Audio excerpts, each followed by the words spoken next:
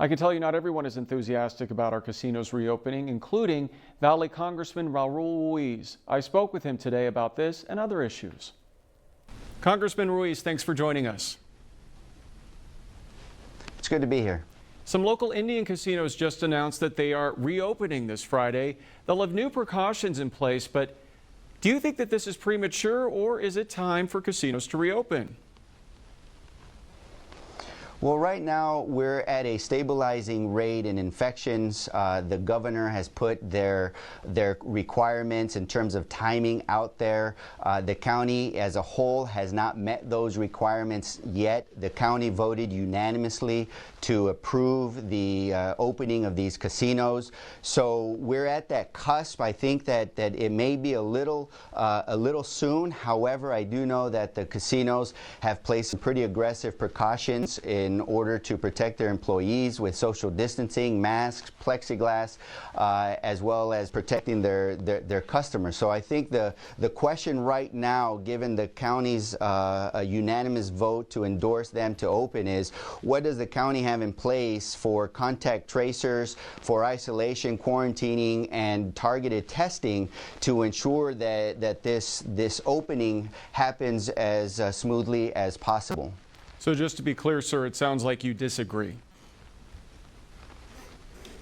Well, I think it's a little early. We're in that gray zone, but in my opinion, I believe it's a little early, and that's why it's so important that we have the contact tracers in place, that we have the testing in place, that we have the precautions from the county to ensure that the surrounding communities will be safe. Congressman, cities across our valley are now facing huge shortfalls because of the coronavirus. In Riverside County, the deficit is about $45 million. So how long do you think it's going to take to financially recover from all this?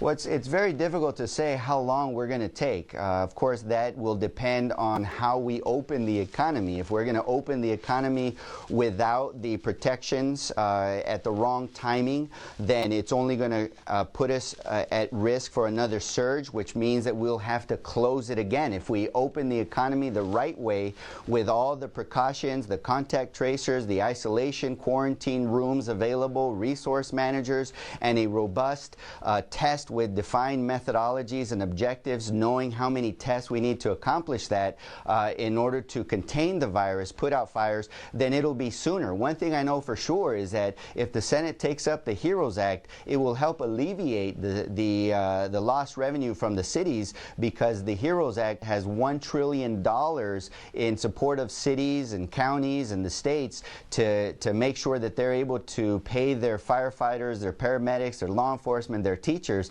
That's why I voted for the HEROES Act, and that's why I'm still advocating for the Senate to vote for the HEROES Act, so that we can help our cities make sure they don't have layoffs.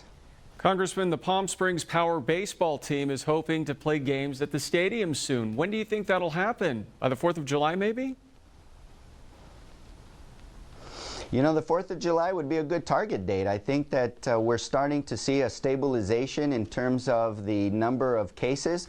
It's always important to have the data available, so that way if we see any upticks beforehand, that we can make decisions based on that information. It's also important that whatever games are played in whatever fashion, that they do it with the utmost precautions. You know, baseball, other than the catcher, the batter, and when there's a runner on each base, they're pretty spaced out. So, you know, it's going to be interesting to see what are all the precautions that are going to be put in place for baseball to happen. I do think that the players should be tested. They should be tested routinely, and so that would be a big, important part of that plan.